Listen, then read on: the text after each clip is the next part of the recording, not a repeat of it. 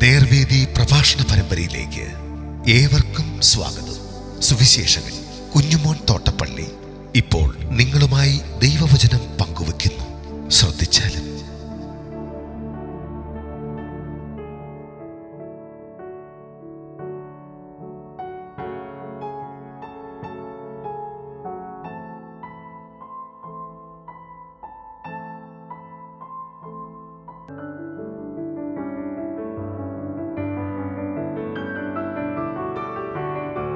മലാഖി പ്രവചനം 3-ാം അധ്യായം.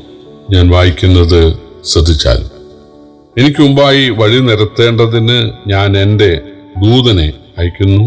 നിങ്ങൾ അന്വേഷിക്കുന്ന കർത്താവും നിങ്ങൾ ഇഷ്ടപ്പെടുന്ന നിയമദൂതനുമായവൻ പെട്ടെന്ന് തന്റെ മന്ദിരത്തിലേക്ക് വരും. ഇതാവൻ വരുന്നു എന്ന് സൈന്യങ്ങളുടെ യഹോവ അരുളിച്ചെയ്തു. എന്നാൽ അവൻ വരുന്ന ദിവസത്തെ ആർക്ക് സഹിക്കാം? അവൻ പ്രത്യക്ഷനാകുമ്പോൾ ആർ നിലനിൽക്കും? അവൻ ഊതിക്കഴിക്കുന്നവന്റെ തീ പോലെയും അലക്കുന്നവരുടെ ചാരവെള്ളം പോലെയും ആയിരിക്കും. അവൻ ഊതി കഴിക്കുന്നവനെ പോലെയും വെള്ളി ശുദ്ധീകരിക്കുന്നവനെ പോലെയും ഇരുന്നു കൊണ്ട് ദേവപുത്രന്മാരെ ശുദ്ധീകരിച്ച് പൊന്നുപോലെയും വെള്ളി പോലെയും നിർമ്മലീകരിക്കും. അങ്ങനെ അവർ നീതിയിൽ യഹോവയ്ക്ക് വഴിപാട് അർപ്പിക്കും. അന്ന് യഹൂദയുടെയും യെരുശലേമിന്റെയും വഴിപാട് പുരാതന കാലത്ത് എന്ന പോലെയും പണ്ടത്തെ ആണ്ടുകളിൽ എന്ന പോലെയും യഹോവയ്ക്ക് പ്രസാദമായിരിക്കും. ഞാൻ ന്യായവിധിക്കായി നിങ്ങളോട് അടുത്തു വരും. ഞാൻ ക്ഷുദ്രക്കാർക്കും വ്യഭിചാരികൾക്കും കള്ളസാക്ഷ്യം ചെയ്യുന്നവർക്കും കൂലിയുടെ കാര്യത്തിൽ കൂലിക്കാരനെയും വിധവയെയും അനാഥനെയും പീഡിപ്പിക്കുന്നവർക്കും എന്നെ ഭയപ്പെടാതെ പരദേശിയുടെ ന്യായം മറിച്ചു കളയുന്നവർക്കും വിരോധമായ ഒരു ശീഘ്ര സാക്ഷിയായിരിക്കും എന്ന് സൈന്യ യഹോവ അരുളിച്ചെയ്യുന്നു. യഹോവയായ ഞാൻ മാറാത്തവൻ, അതുകൊണ്ട് യാക്കോബിന്റെ പുത്രന്മാരെ നിങ്ങൾ മുടിഞ്ഞു പോകാതിരിക്കുന്നു. നിങ്ങളുടെ പിതാക്കന്മാരുടെ കാലം മുതൽ നിങ്ങൾ എൻ്റെ ചട്ടങ്ങളെ പ്രമാണിക്കാതെ തെറ്റ് നടന്നിരിക്കുന്നു. എൻ്റെ അടുക്കലേക്ക് മടങ്ങി വരുവീൻ, ഞാൻ നിങ്ങളുടെ അടുക്കലേക്ക് മടങ്ങി വരും എന്ന് സൈന്യങ്ങളുടെ യഹോവ അരുളിച്ചെയ്യുന്നു. എന്നാൽ നിങ്ങൾ ഏതിൽ ഞങ്ങൾ മടങ്ങി വരേണ്ടു എന്ന് ചോദിക്കുന്നു. മനുഷ്യന്റെ ദൈവത്തെ തോൽപ്പിക്കാനാകുമോ? എങ്കിലും നിങ്ങൾ എന്നെ തോൽപ്പിക്കുന്നു. എന്നാൽ നിങ്ങൾ ഏതിൽ ഞങ്ങൾ നിന്നെ തോൽപ്പിക്കുന്നു എന്ന് ചോദിക്കുന്നു. ദശാംശത്തിലും വഴിപാടിലും തന്നെ. നിങ്ങൾ ഈ ജാതി മുഴുവനും തന്നെ എന്നെ തോൽപ്പിക്കുന്നത് കൊണ്ട് നിങ്ങൾ ശാപഗ്രസ്തരാകുന്നു. എൻ്റെ ആലയത്തിൽ ആഹാരം ഉണ്ടാകേണ്ടതിന് നിങ്ങൾ ദശാംശം മുഴുവനും ഭണ്ഡാരത്തിലേക്ക് കൊണ്ടുവരുവീൻ.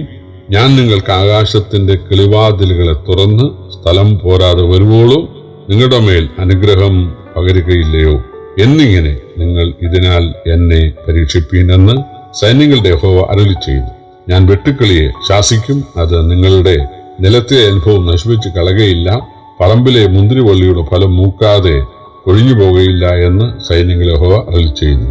നിങ്ങൾ മനോഹരമായൊരു ദേശം ആയിരിക്കയാൽ സകല ജാതികളും നിങ്ങളെ ഭാഗ്യവാന്മാർ എന്ന് പറയും എന്ന് സൈന്യങ്ങളുടെ യഹോവ അരുളിച്ചെയ്യുന്നു. നിങ്ങളുടെ വാക്കുകൾ എന്റെ നേരെ അതികഠിനമായിരിക്കുന്നു എന്ന് യഹോവ അരുളിച്ചെയ്യുന്നു. എന്നാൽ ഞങ്ങൾ നിന്റെ നേരെ എന്ത് സംസാരിക്കുന്നു എന്ന് ചോദിക്കുന്നു. യഹോവയ്ക്ക് ശുശ്രൂഷ ചെയ്യുന്നത് വ്യർത്ഥം. ഞങ്ങൾ അവന്റെ കാര്യം നോക്കുന്നതിനാലും സൈന്യങ്ങളുടെ യഹോവയുടെ മുമ്പാകെ കറുപ്പുടുത്ത് നടക്കുന്നതിനാലും എന്തു പ്രയോജനമുള്ളൂ? ആകയാൽ ഞങ്ങൾ അഹങ്കാരികളെ ഭാഗ്യവാന്മാർ എന്ന് പറയുന്നു. ദുഷ്പ്രവൃത്തിക്കാർ അഭ്യുദയം പ്രാപിക്കുന്നു. ദൈവത്തെ പരീക്ഷിക്കുന്നവർ ശിക്ഷ ഒഴിഞ്ഞു പോകുന്നു എന്ന് നിങ്ങൾ പറയുന്നു. യഹോഭക്തന്മാർ അന്ന് തമ്മിൽ സംസാരിച്ചു യഹോവ ശ്രദ്ധ വച്ച് കേൾക്കും. യഹോഭക്തന്മാർക്കും അവന്റെ നാമത്തെ ഭയപ്പെടുന്നവർക്കും സ്മരിക്കുന്നവർക്കും വേണ്ടി അവന്റെ സന്നിധിയിൽ ഒരു നിയമപുസ്തകം എഴുതി വച്ചിരിക്കുന്നു.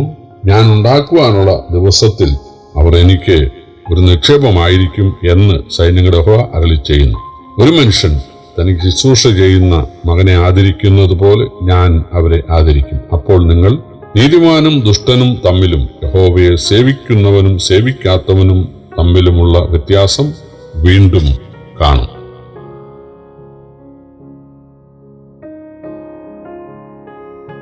മലാഖി 3-ാം അധ്യായത്തിന്റെ 1-ാം വാക്യത്തിൽ എനിക്ക് മുമ്പായി വഴി ഒരുക്കേണ്ടതിന് ഞാൻ എൻ്റെ ദൂതനെ അയക്കും എന്നുള്ളത് യോഹന്നാൻ സ്നാപകന്റെ ശുശ്രൂഷയുടെ കാര്യമാണ്.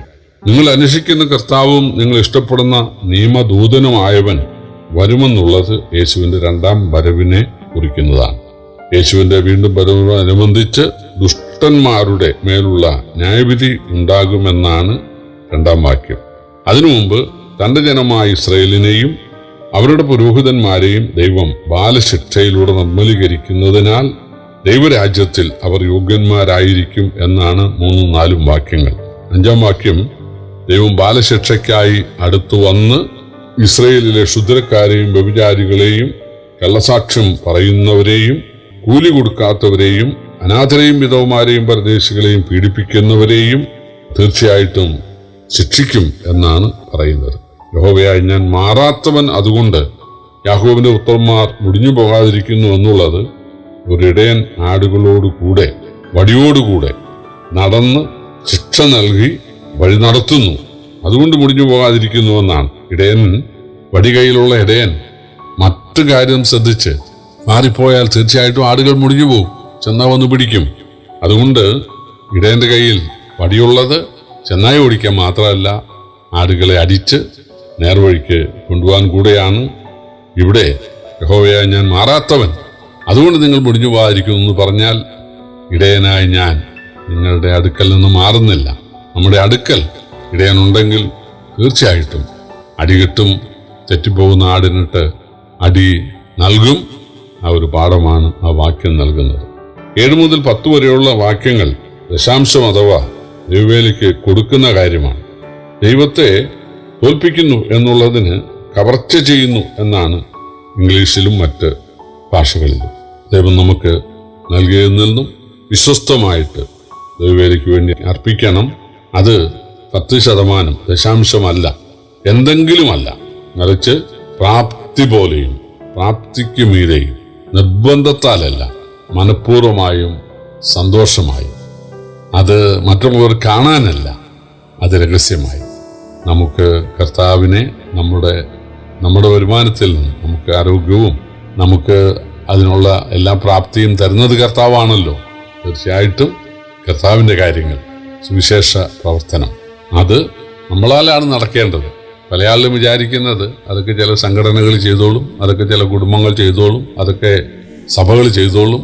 എനിക്ക് പോവുക, പാടുക, അല്ലെങ്കിൽ തിരുവത്താഴത്തിൽ പങ്കെടുക്കുക, പോരുക. ചില ആളുകൾ ചില സഭയിലൊക്കെ ചേരുന്നത് അവിടെ സഭാഹോളുണ്ടല്ലോ, ഞാനായിട്ട് 5 പൈസ മുടക്കമുണ്ടല്ലോ, അവിടെ സെമിത്തേരി ഉണ്ടല്ലോ, ഞാനായിട്ട് ഒരു സെമിത്തേരി പണിയുണ്ടല്ലോ. അതാണ് എല്ലാം സൗജന്യമായിട്ട് ഉള്ളത് കൊണ്ട് ജസ്റ്റ് പോവുക, ആരാധിക്കുക, പോരുക. അബ്രഹാം പറഞ്ഞു, എൻ്റെ ഭാര്യയെ അടക്കാൻ എൻ്റെ ചെലവിൽ വേണം, അത് ഹിത്യരുടെ ചെലവിൽ അത് വേണ്ട. ദാവീദ് പറഞ്ഞു, എൻ്റെ കർത്താവിനെ യാഗപീഠം പണിത് ആരാധിക്കാൻ, യാഗം അർപ്പിച്ച് ആരാധിക്കാൻ ആരുടെ സൗജന്യം വേണ്ട, എൻ്റെ ചെലവിൽ വേണം. നമ്മെ സ്നേഹിച്ച് ചോര ഊറ്റിത്തന്ന ആ കർത്താവിൻ്റെ ആ രാജ്യത്തെ, കർത്താവിൻ്റെ സുവിശേഷത്തെ ലോകത്തെ അറിയിക്കാൻ നമുക്കൊരു ചെലവ് വേണം. പ്രിയപ്പെട്ടവരെ, എനിക്കൊരു ചെലവ് വേണം.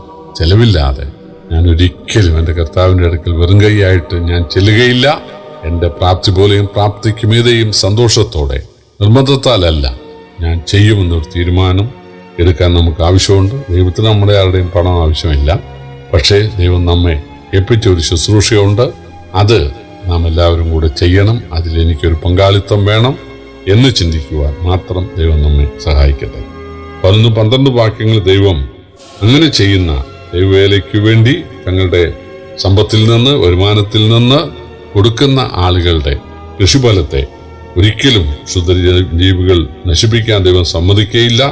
ദൈവം അവരെ അനുഗ്രഹിക്കും. ഇതിനാൽ നിങ്ങൾ എന്നെ പരീക്ഷിപ്പീൻ എന്നാണ് ദൈവം പറയുന്നത്.